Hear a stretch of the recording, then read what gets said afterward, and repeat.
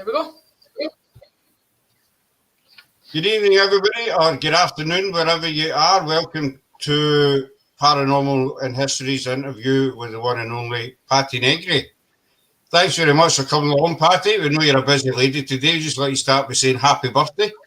Thank you so much. Thank you so much. I'm happy to be here, and I'm happy to be here on my birthday.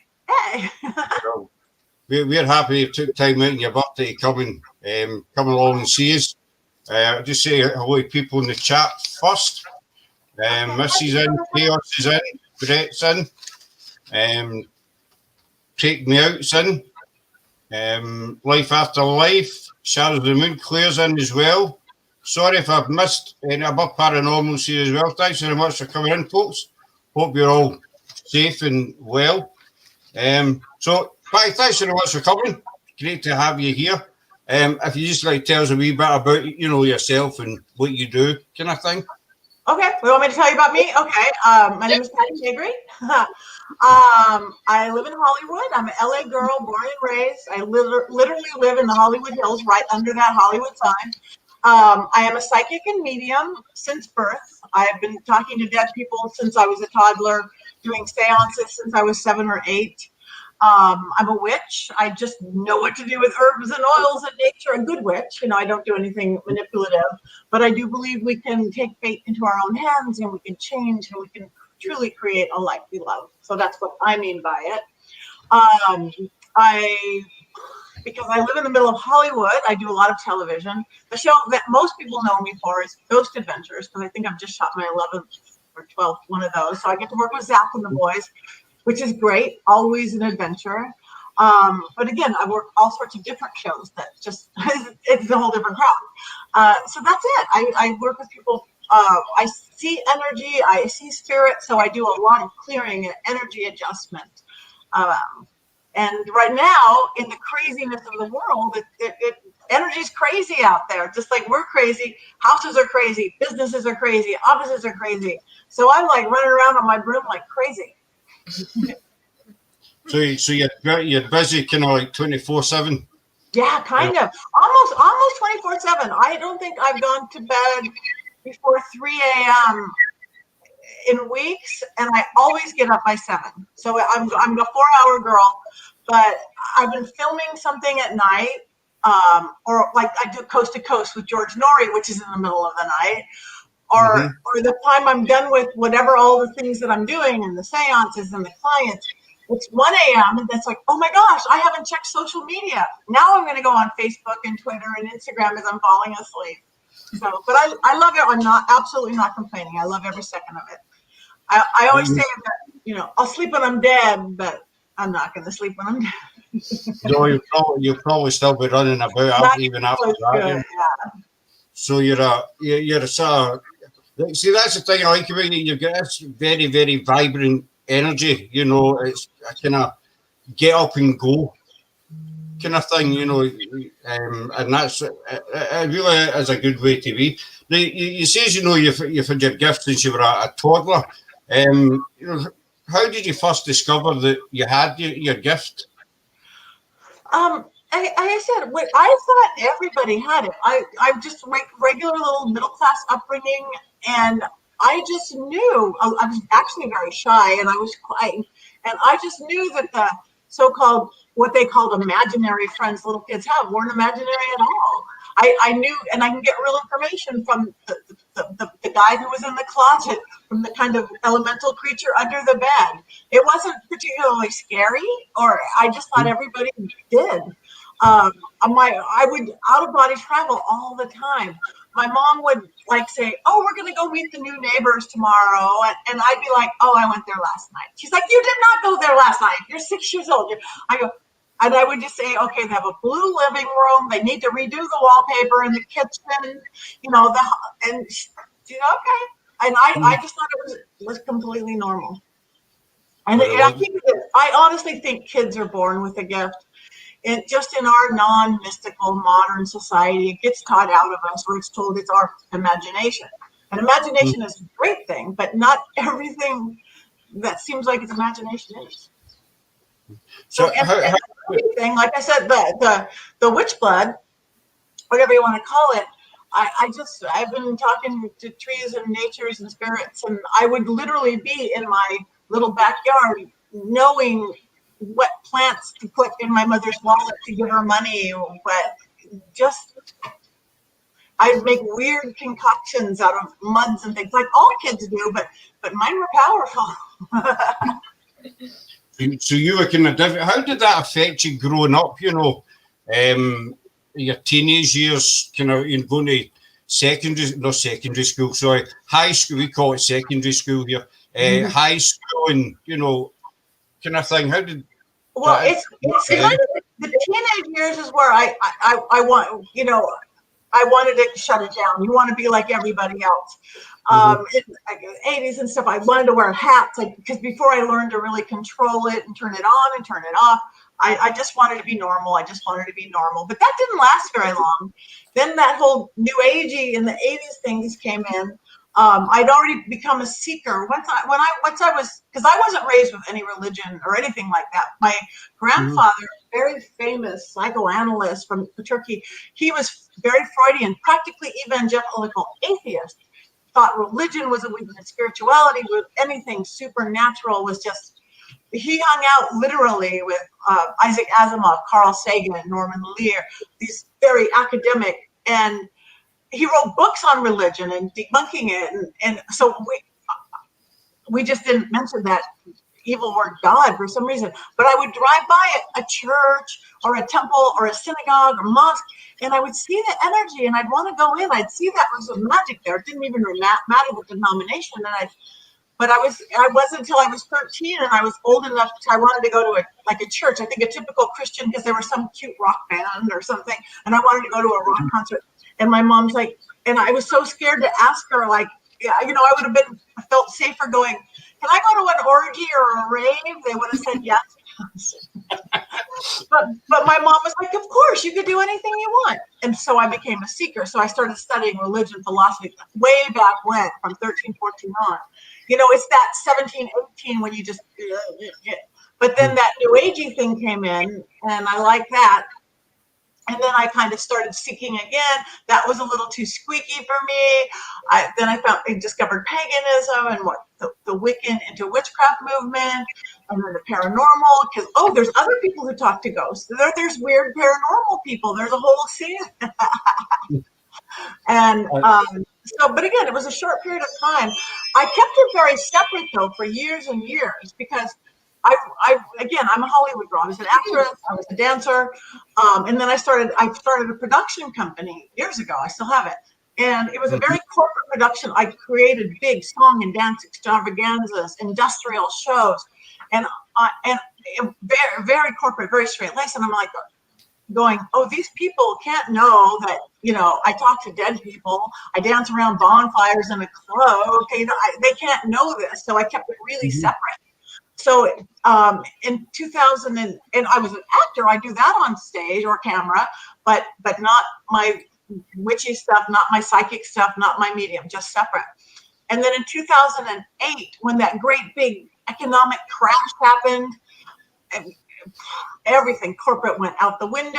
Corporate entertainment became a dirty word, just like what I did for a living. If you're laying off people, we can't throw them a big extravaganza show. We can't do this. And at the same time, here in LA, reality television was just jumping off. It was like, So I remember somebody asked me, will you do a seance? They knew my ability with seance. They said, we need somebody who's legitimate to do a seance where you can really lift the veil, where we can see things for this TV show. I'm like, nope, I can't do it. I'm sorry. I wish I could, but I can't do this on TV. I keep that stuff. Please, please, please, please. And I'm like, I can't. And they're like, okay, what's the name of the show? What is it? And they said it was called Mobile Home Disaster on Country Music Television. I'm like, well, nobody's going to watch that. Who's going to, again, reality was scary. I'm like, nobody's going to watch a show called Mobile Home Disaster on Country Music Television. I'll do it. And I went, and it was a great seance. I fell in love with the genre. I fell in love. I don't have to memorize lines like acting. I get to be me with my message of empowerment, my message of magic. They just follow me around with cameras, and I do my magic. I go, this is great, but no more, because that's my secret. So and then I remember the first time it aired, and it was like, oh, that was fun, because I have an improv and sketch background too. So again, reality just works for me. But I remember it aired, and then my first corporate client called me back, and she's like, I saw you on TV last night, and I'm like, oh, I'll never work for Bank of whoever they are again. And I'm like, oh, you did? She's like, I didn't know you were into the paranormal. I love the paranormal. And we had our best conversation ever. Okay, I'm out of the closet. I'm out of the broom closet. I'm out of the psychic closet. I'm out of the paranormal closet. And that world continued to grow, again, because I was already a Hollywood person, and once that came out. And the other part, even though I still have my production company, I did a small thing a few weeks ago. That went still down, and they just switched, and it's great. I love it, because this really is my passion.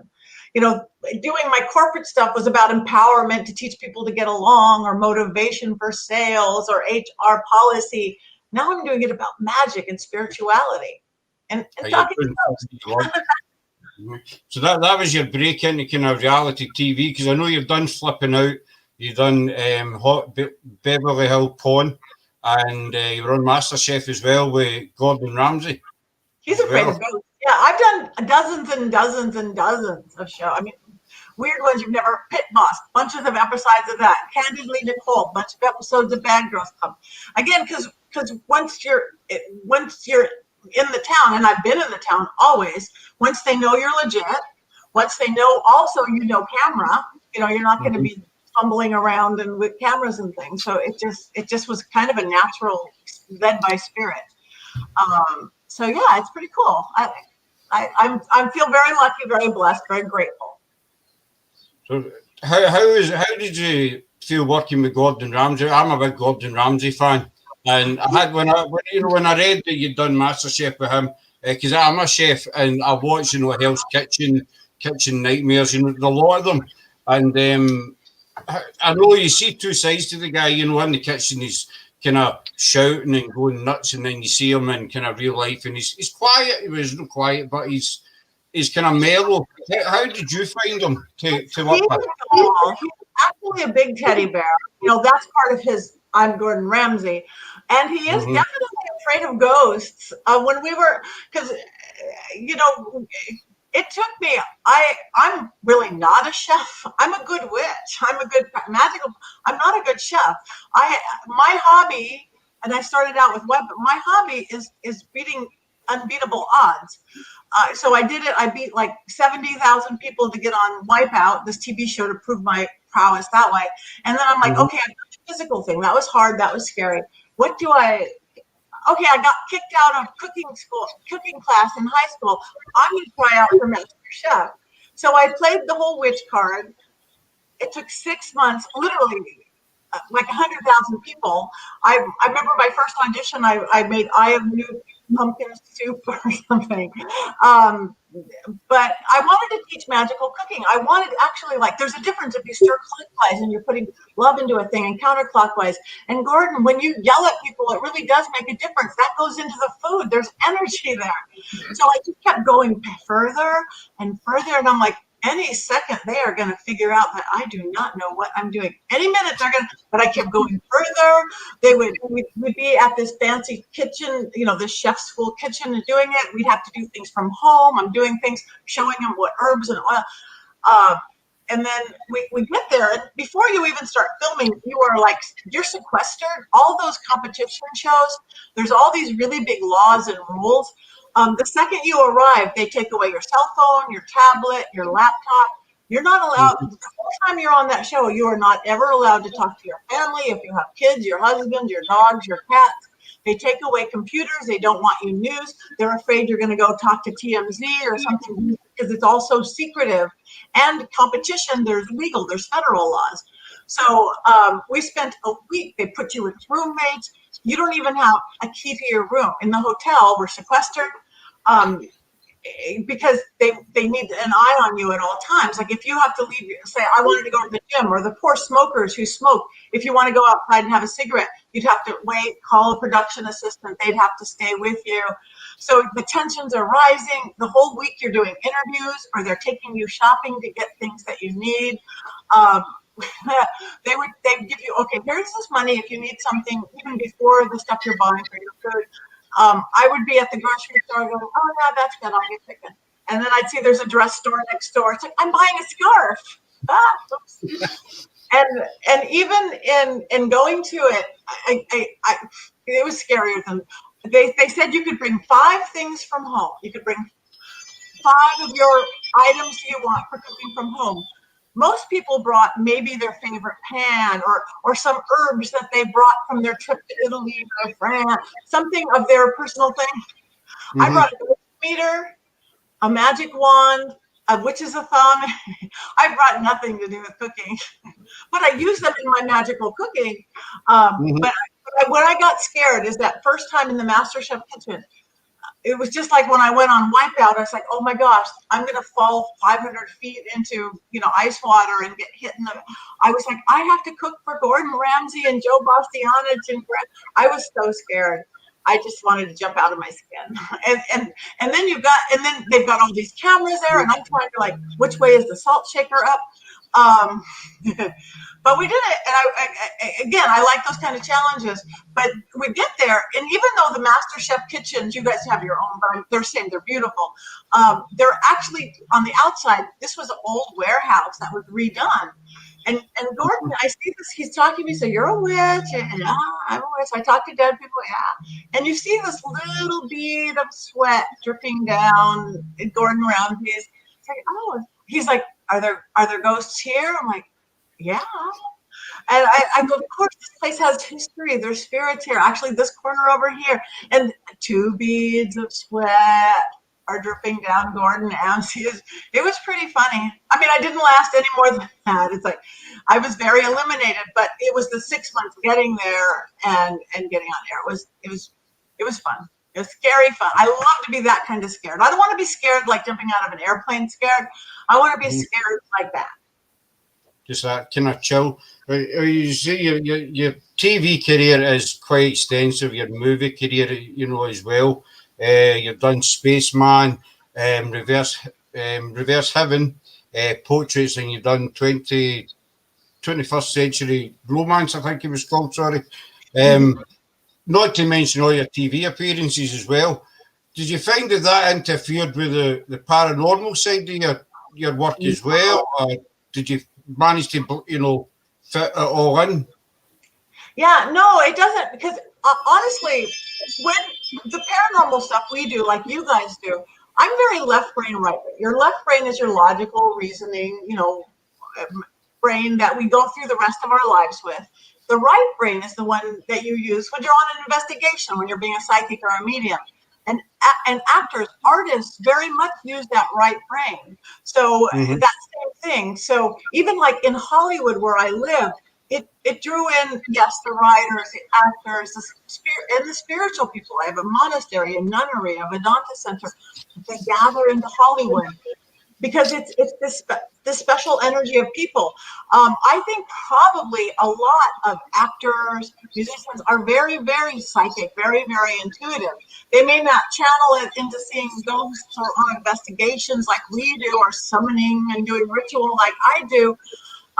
But it is that gift. It's very much being able to step out of reason, step out of reality, and go with a new reality. So they don't fear at all. You've worked with a lot of famous people. I mean, like Burt Reynolds, Gregory Hines, Chevy Chase, Martin Sheen. The list is kind of quite endless. Who did you find, working with all these kind of stars, basically? How did they react to your gift? Were they kind of maybe spooked out, or were they okay with it? Well, no, most of if it's a regular acting thing, they don't even know about that. And most of them, I must say, the bigger they are just sweet. You see that they are high vibrational, beautiful people, and that's why they got there. Most of them are not stuck up or cranky. They're just beautiful. I remember working with Martin Sheen. He's one of this was years ago. I was young. I'd done a lot of like B films and little TV, but this was Burt Reynolds was directing. I was with Martin Sheen, Parker Stevenson, Robbie Benson. It was this like vanity thing, and I'm like, oh, what am I doing here? And I was really nervous. And Martin Sheen kind of saw that. He's like, and he just looked at me with those beautiful eyes. He's like, just have fun with this. This isn't brain surgery. You're playing a secretary. Just be a kid. And he just made me so comfortable. And so many people like that over the years have made me. Sylvester Stallone. I mean, these people just, okay. They're beautiful. They're real. There is a reason that they got there. Yes, they're talented. Yes, many of them are good looking or care, whatever they are. But there's a more magical reason to it. I was going to ask you about Sylvester Stallone. Obviously, he's famous for, like, say, Rambo and Rocky and what have you. Is he really a big softie in real life, or is he, the sort of tough guy persona that you see on camera?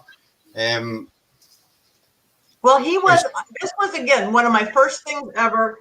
I was young, and it was Rocky 3. And boy, I still make money on that because they play it all the time. But anyway, I was a baby. I was a Rocky girl. They have the ring girls and they have the girls in shorts. This is the Rocky 3 movie where it kind of went to his head. And he became this, I'm going to have a big 3-ring circus and watch him work out. It was part of the plot line. And there was 200, and I was pretty much an extra or a bit play, extra, background, except for one of the pretty girls in the little shorts thing. And Sylvester Stallone, 200 people, and Sylvester Stallone goes, I need a backup singer for my brother, Frank Stallone. Who can hear a good backup sing? And nobody raised their hand. And I'm really not a very good singer. My mom was a singer. She said, you can do almost anything, Patti, except maybe sing. And I'm like, I can sing because that's what I do. And he goes, back me up here. And it was that take it back, back from Rocky 1. And I was able to do it. It wasn't high notes or low notes, and I did it really good. And then all the women of the other 200 people raised their hands. And the producers, he was the main producer, but the other producers were like, well, no, you have to, Sylvester, you need to pick someone who's already in the union because they have to pay extra money to get someone who's not in the union. It's the thing about getting in the Screen Actors Guild. And he stood up for me. He's like, no, she spoke up first. She is this. So he really stood up for me. Not that the money mattered to him, but for the production company. And it was great. He still what he believed in. But he was amazing. I don't know him personally. I spent a couple of days on set with him. But he directed that film. He was the star of that film. And he's having to run around buff and all sweated out. In between directing and starring, he'd have to get on the floor and do push-ups in between to pump up. It's like, holy moly. It was pretty impressive. You say your TV career, you're also an accomplished writer as well, with your book, Old World Magic. Yes, Old World Magic. Gee, I'm really happy with this. Oh, it matches your background. The way I see energy and the way I simplify things, I work with people every day, and I went, this is so easy. This little trick, this little energy. This is how you get rid of stress. This is how you call in spirit. And I was figuring out, I was saying the same thing over and over again because my whole gig is empowerment. We are amazing beings. We are miraculous. We can do amazing things, and we forget. We've all given away our power somehow. We give away our power to other people all the time. We give away our power to limiting belief systems all the time. We give away our power to fear. And if we just grab it back, it'll affect our career, our money, our love life, our health. And that's what my book is like, how I should be dead right now or in a wheelchair. That's why I did that Wipeout show to say, no, I can control this. So I decided, I say this all the time. I want people to know this. I don't want to have to say it anymore. So I wrote a book. And it's been great. It's been bestseller in like 5 countries so far. And I'm happy because it's easy. I honestly spent more time unwriting it than writing it. I wrote it and I go, I'm just hearing myself talk too many words. I want this simple. When I started like 30, whatever years ago, really studying, I would buy these big, beautiful books that were impressive, and I'd look at them and they'd be overwhelming, and I'd set them on the shelf and I'd never look at them. Then I'd buy a simple book, a short book, big words, and I would devour it and I'd learn out of it. So like my favorite authors like Scott Cunningham, and so I really modeled it after that. And I think that's why it's doing well. It's a fun read, it's an easy read, but it's powerful. I mean, oh, weight loss magic. Oh, money. Oh, how to relax and stress. Oh, how to do this. Kitchen magic. So it's easy. It's easy to understand. You've also been magazines, like Witcher, Dash as well, the Art UFO and the Supernatural as well. And you're also the president and chief examiner of the American, I'll see if I've got this right now, the American Federation of Certified Psychics and Mediums. Is that right? Did I get that right? Yeah. Yeah, that started. We're echoing. Is that me? That started actually years ago, and we're not really active right now, only because our founder is very ill. But I don't know how many years ago, I got a call from somebody who said they were doing a magazine, and they said we want to interviewing the 10 best psychic mediums in America. I'm like, great. Why are you calling me? I'm not any of those at this time, but certainly not back then. I'm not, John Edwards or and I go, no, not the most famous, not the most rich, the ones that for reputation and integrity and ability. And it was, okay. So anyway, we did this interview, and they took 10 different, not particularly famous, but known psychics. And the guy who did it, he's an editor, he's a linguist, he speaks like 21 languages. He's actually a big extraterrestrial guy. He's written lots of ET books. A lot of his languages are that. But anyway, he kind of fell in love with this weird little group that we were. He goes, and he's a lawyer, he goes, oh my gosh, if anybody needs a professional organization, it's you guys. Because again, for every one good and legitimate, there's 100,000 scam artists and fakes. We know that, but try to get your money. Oh, you have a curse attached. Oh, we got to do the bull fucky. And so he goes, doctors have a professional organization, plumbers have a professional organization, teachers, everybody does. You guys need one. So he started it as a nonprofit. And then I spoke up my little mind. That's what I do, because I do a lot of nonprofit. I work with arts organizations and women's organizations. And I go, well, if you need some help with that, I can help you. I know how to do 501 nonprofit. So there you go. I was on the board, and then I become president. But it's really sweet because they really watch, because sadly people are scammed.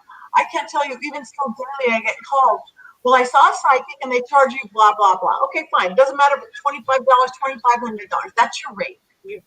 But all of a sudden, every day, I have a curse attached. No, you don't. I have a curse attached and they need $10,000 now. It's like, you don't have a curse and they don't need $10,000. If you had a curse, we could break it right now. Or do the lemon spell in my book. It'll cost you the one lemon and some salt. You don't have a curse. And even they're so good, these scam artists. I had this one beautiful couple. They were educated, well off, pretty rich. They came into Hollywood. They were happily married and 9 months pregnant. Some street corner psychic had told them they had a curse on them. She had already gotten like $25,000 off of them for a curse. And now she wanted $75,000, $100,000. And I'm looking every bit of their energy. I'm like, you have no curse. You never had a curse. And again, these are educated, smart people, but they work on fear. They work on anger. They work on control. So again, luckily they actually got a lawyer and they got their money back and did something about it. Most people can't. And I can't tell you how many people have, whether they're taking their last $25 or $25,000. It's sad. It gives all of us a bad name. So that's what the Federation was started about. But yeah, if anybody who tries to get fear-based, control-based, anger-based, run. Anybody who tells you that you have a curse or some family thing that they need a special candle or take it to the church or bury in the box or run. Just run. Just go. I think that's one of the downsides of the paranormal world. Anybody can stand up and say, excuse me, hey, I'm a medium. and people believe them. So, unfortunately, there is a lot of fakes out there, and there's nothing you can do about it. They're there to, make money out of, unfortunate people. And it's a sad side of the paranormal, because it kind of casts a dark cloud on genuine people, like yourself, and the hundreds of, individual ghost hunting teams are out there, and, rain or shine. People just start to tar them all with the same brush, basically. But get back to your ghost adventures. You've done quite a lot of work with them, and they've also got a spin-off show, Deadly Possessions, as well. Was there ever a time during any of the filming, any of the location, that you felt, I need to go out of here and I'm not getting back? Well, I mean, I never know what I'm getting into. It's great. I must say, whenever people think of Ghost Adventures, because I know that even before I used to watch, it's like, who are these big guys who are like, but that is their commitment. They are totally committed, 120%. It is legitimate. They will tell me nothing before I go. They will keep me blindfolded if they have to. They will keep you in the van. They give you an address. They drive you there. They tell you to drive to. They fly you there. I don't get to know that there was a murder in that house. On the houses that I know that in events, they don't have me do that because they know they're very much in integrity. He was like, no, don't get to know. And I'm always scared. Before I'm scared of the ghosts, I'm afraid of, well, what if I'm not psychic today? What if I walk in there and I get nothing? But those places, they're very tested out before they get there. They don't have any what's going the second you get in there.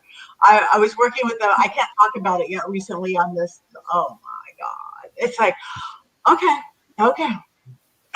But but I think the roughest place I was with them, the Black Dahlia house, the famous Black Dahlia murder, the Dr. George Hodel who cut up this poor woman, that house is thick.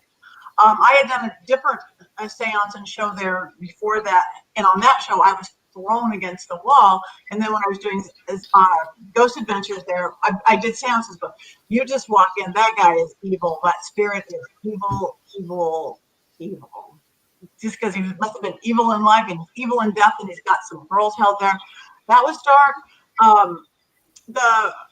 There's a house in Chatsworth that was really a freak show murder house. That one, a double murder, and this high school friend of their kids had suffocated him and shot him. That one was really hard, really painful. Anything at the museum, I've shot like 3 or 4 times at the museum. That's crazy because it's so haunted, whether he's throwing me in with Lady Snake or in the basement or in the Ed Gaines Cauldron room. Again, it's like, you have to know what you're doing. You have to be very protected. You have to have your warding down. You have to know what you're doing. But it's always an adventure. I'm very grateful and very lucky because I get to go places that no one gets to go, and get to go with people who are really dedicated to it. They really know what they're doing. They are serious about what they're doing.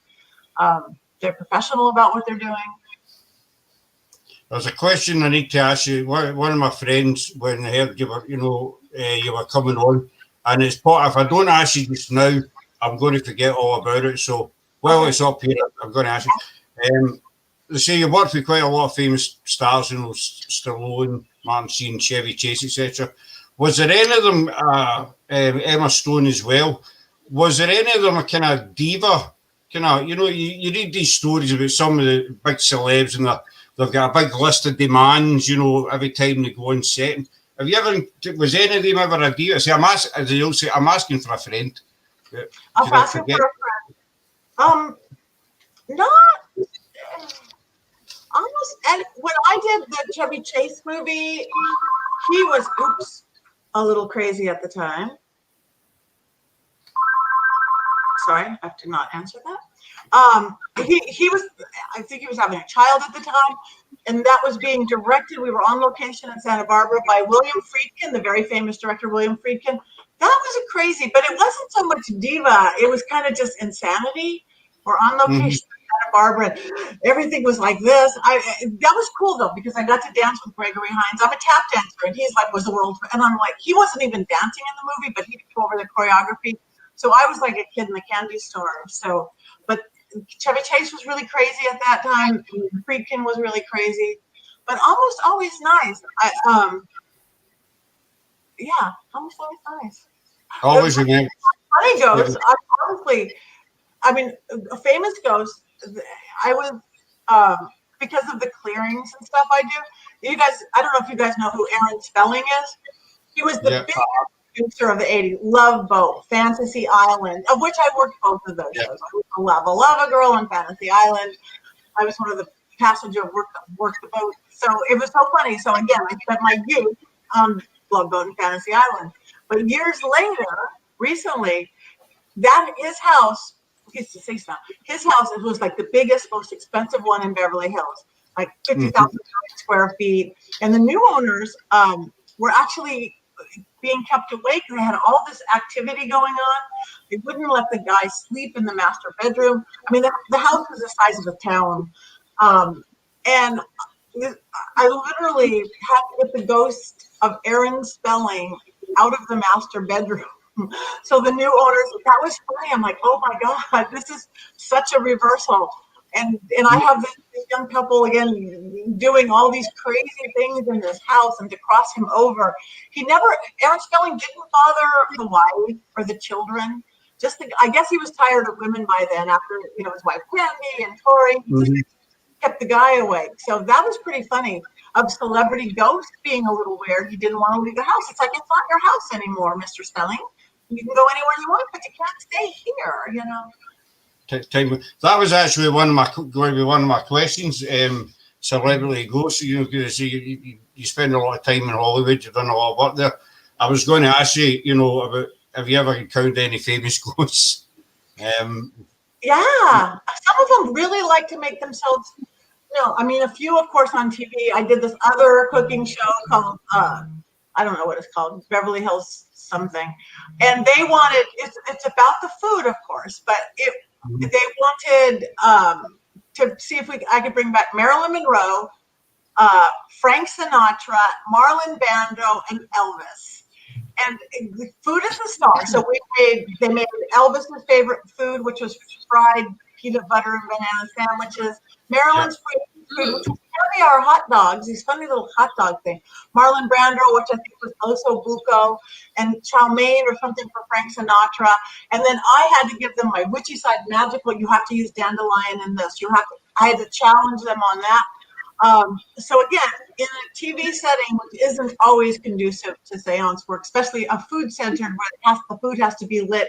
It's not like you're doing a paranormal show where it gets to be dark. Elvis never entered the building, though I have talked to him since. When I was with his number one fan, he came in. He didn't come in for this food show. I guess he didn't like the fried banana sandwich. Elvis didn't come in. Frank Sinatra just he didn't really. So Marilyn did. She was cool. We got some information. Oh my God, Marlon Brando, who was like the big actor, he came in. He was so mad at me. Like, what the heck are you doing?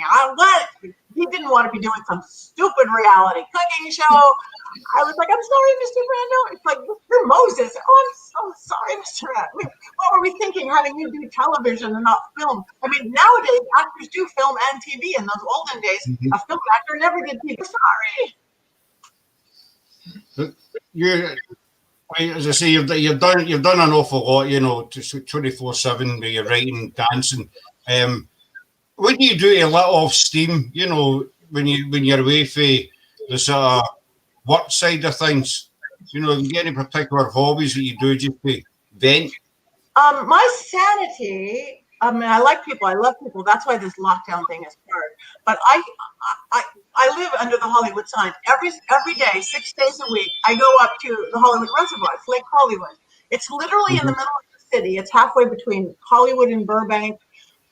And you're 5 minutes from Hollywood and Vine and Urban, but deers play there. So I do this 3.5-mile walk, and I work out with bunnies and bobcats, and it's my sanity. I started out 6 days a week like that, and I have for years. I like 20 years, and that's how I start each day, with nature, literally walking down the aisle with Hollywood deer. It's like they're trying out with the bunnies and the this, and there's water in the thing. Sorry. So that is my true sanity. I like to dance, not like I used to dance, but I like to go dancing. But again, can't do that now. And that's it. I get to, every once in a while I get to spend some time with my husband. I not very often, but we try. We have quality time, not quantity time. And up until February, my hobby, my life was my dachshund, Dora. I had this beautiful little movie star dachshund. She had a really good resume of her own, but she was a little racer dog, a little TV dog, and she was my pride and joy. Sadly, she of old age. But she's the one. She made the cover of a magazine with Mike Tyson. Even in her old age, we did a 3-camera show that her and Mike Tyson became this hysterical comedy duo. So it's been hard since then. And my husband's not ready to get a new dog. She's still with us. The spirit of my dog is here all the time. No. But she really is my hobby. I took her to agility training, dog park. When she was older, she had her stroller. We are those weird people. As I said, before we came on, when I was, looking into your career, Marv, you've done just about everything, your witchcraft stuff as well. Is there anything that you've not, is there any other kind of field that you'd like to try and maybe venture into that you've not had time to do it, or, you've not the chance to do yet? Well, I want to do more travel, and I'm excited. Next year, I get to go to Ireland. I'm doing a haunted Game of Thrones tour of Ireland. I'm so excited. Wow. Yeah, we're going to several of the castles from Ireland. I'm going to get to do seances. Oh my gosh! Why is the door ringing? Should I disappear for a second? Just 2 phones are ringing. Okay. Yeah. I don't know who that is. Hold on. That's the problem you get of getting me on my birthday. Phones are ringing everywhere. Okay, hold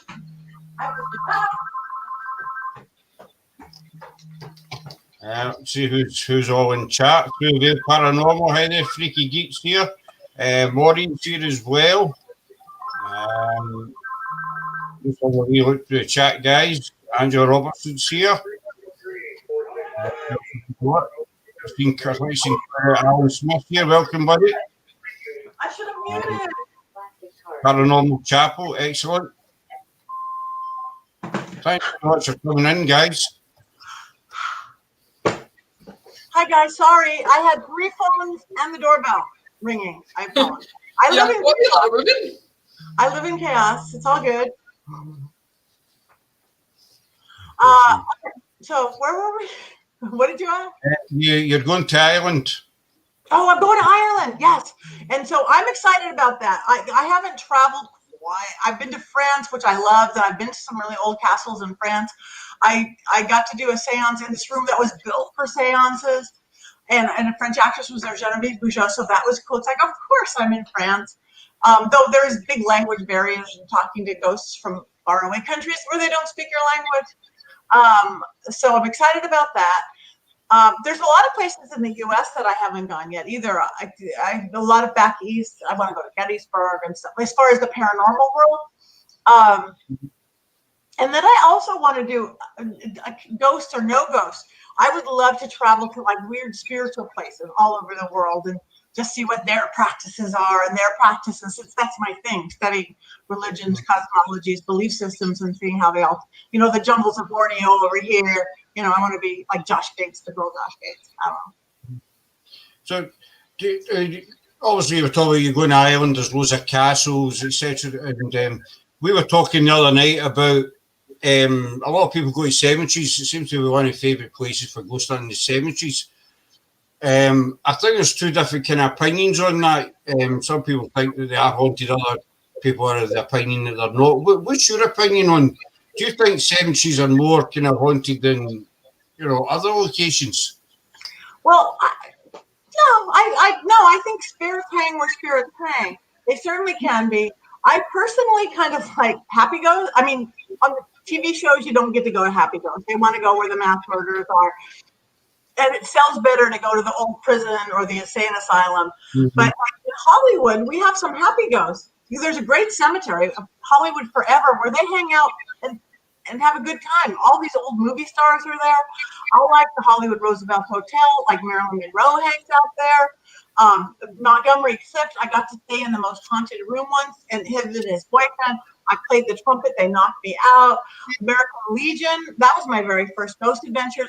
Yes, there's the dark ghost, and there's a ghost who died, but there's a bunch of happy ghosts.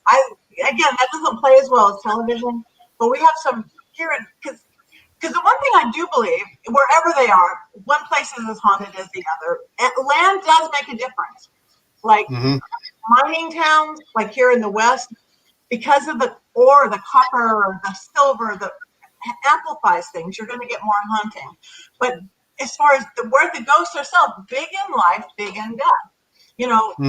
Bob the quiet banker who lived a quiet life is Bob the quiet ghost. Somebody who was like a movie star or a sports star or big politician, they're big ghosts. And I have fun with those. Bad ghosts are bad ghosts. So I like hanging out. Nobody does that TV show. So. Hang out with a good ghost. Hanging with a good ghost. That's the way I look at it. We're the exact same in spirit as we were, and in physical life, the only thing that's missing is our physical body, basically. So you take, you take everything, everything else with you. That's the way I've always seen it. So if somebody came up to you tomorrow and says there's a plane ticket to anywhere. Any haunted location in the world, where would you pick? I actually, and I don't even know what is haunted there, but I know it's haunted. I would go to Turkey. It's been high on my bucket. I don't know about right now because world conditions are weird. But actually, my grandfather, that famous psychoanalyst guy, he is from Turkey. He fled Turkey. And I just know it's the heart of civilization, and there's so many amazing places there. So they're going to have really good ghosts.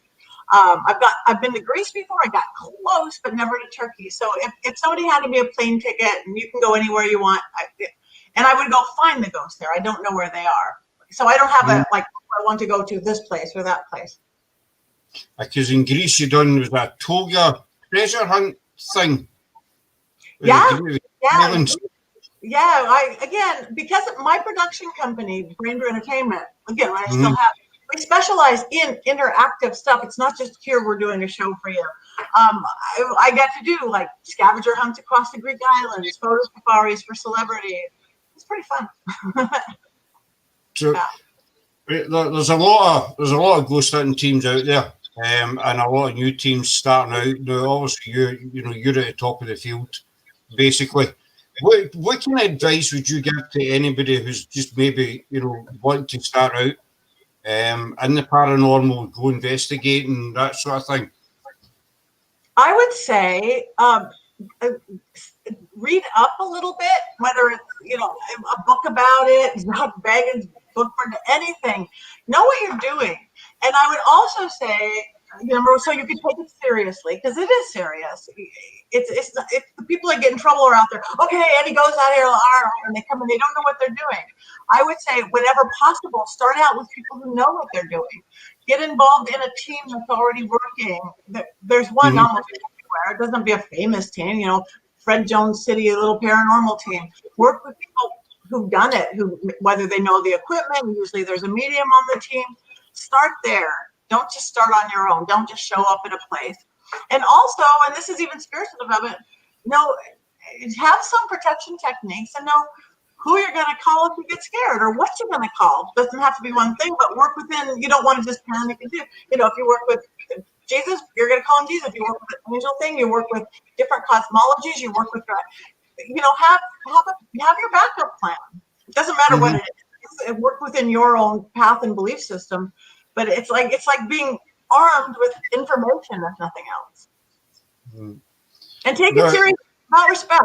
It's respect. Respect what you're doing. Respect the place. Respect the spirits. Even evil, even dark demons, whatever. If you gotta have respect, because as soon as you take it lightly and don't have respect, that's when trouble starts. Exactly. You see a lot of these ghost shows, and not just ghost shows. You see like teams on YouTube and what have you, and as if they're trying to taunt the spirits into doing something, like, come on, you big chicken, come out, and I think that's wrong. I think that's wrong. And a lot of people hopefully are moving away from that. Like Zach used to do that. They don't do that anymore. You see the development of what works and what doesn't. So if there was some ghost there, really just yelling at it's going to make it want to come out. Why not be nice to it? Because not all ghosts are dark and evil. So I think a lot of teams, even TV stuff, are figuring that out, that's not the either most efficient or the right way to do it. I've seen a lot of people saying, right, come on and do something. And I know myself, in the physical, if somebody's taunting you, or somebody's, teasing you, whatever you want to call it, you're not going to come back to them in a nice manner. You're going to, hit back, basically, in the kind of the wrong way. We can tell you with ghost hunting, there's a lot of gadgets out there. Sarah likes her gadgets. I've nothing against them, but I tend not to use them. What would you say the best kind of gadget or thing to use for ghost hunting? Well, I will tell you what. I'm not a gadget girl. I'm old school. As about as technical as I get is a pair of dowsing rods to talk to spirits and to guide you. But working on shows like Ghost Adventures and stuff, they do. What amazes me is an SLS camera, because for the first time, for years, for decades, I've been going, the ghost is going like this. The ghost is going like this. And now there's somebody in the other room who's got a picture of a little stick picture of the ghost is going like this. It's like, that's exactly what I'm seeing. And again, we're separated, so we're not seeing it. So that just, it's like, it's confirmation. That's exactly what I was seeing. And the other one that the guys think I'm really, I seem to work really well with a paranormal puck. I don't know why. Different episodes. I'm some kind of a generator for one of those paranormal puck things. Again, I'm not using them. I'm not technical, but they are. And I guess whatever my energy, it works well with that. But in my world, I'm sitting there with a chime to feel where the spirits are, and dowsing rod, and my sight, my third eye sight. So when you're out and about, where going to supermarket or wherever, I take it you're just picking up constantly, or can you switch off? Like take a day off, basically, or take it off.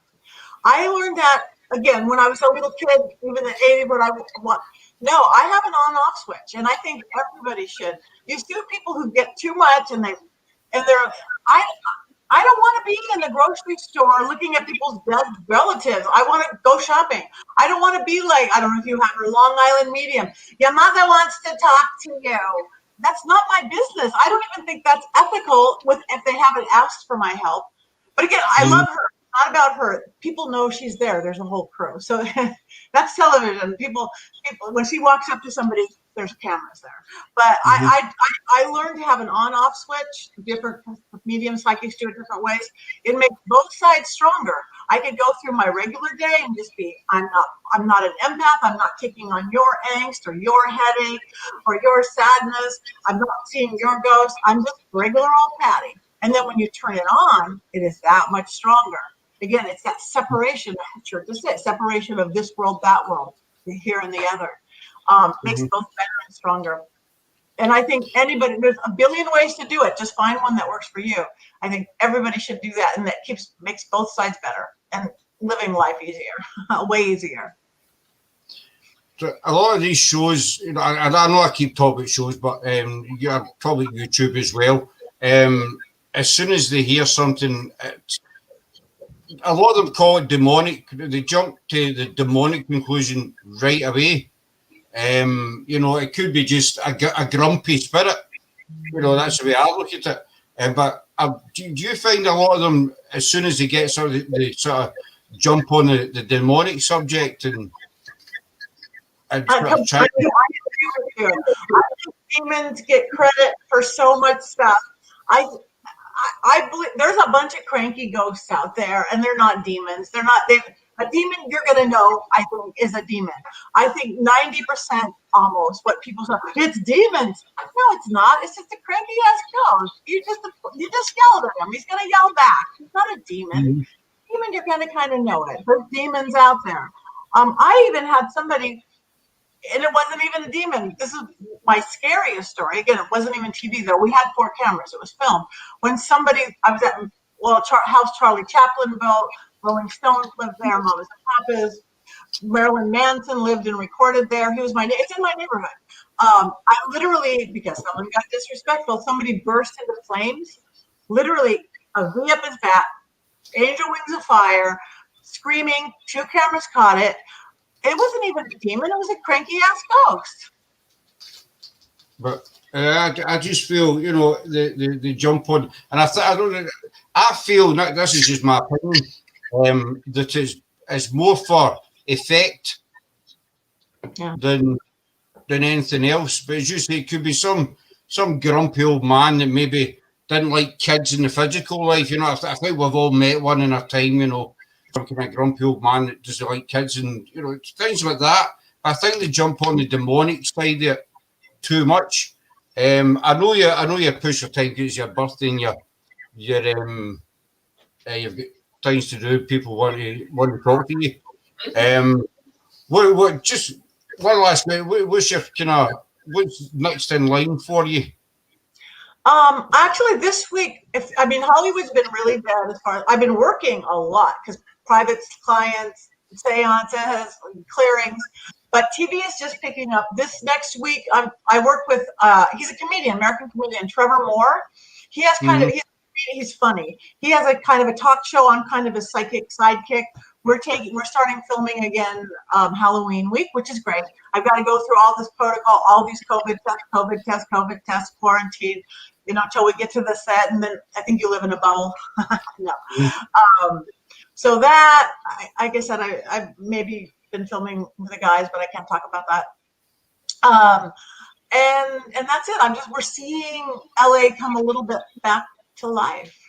I'm hoping. Hopefully. In the meantime, I'm just trying to keep busy doing. I love podcasts like this. My podcast called The Witching Hour, as well as my regular interview show that I do, regular podcast. Now I'm starting to do a live one, so I can just talk to regular people and do readings.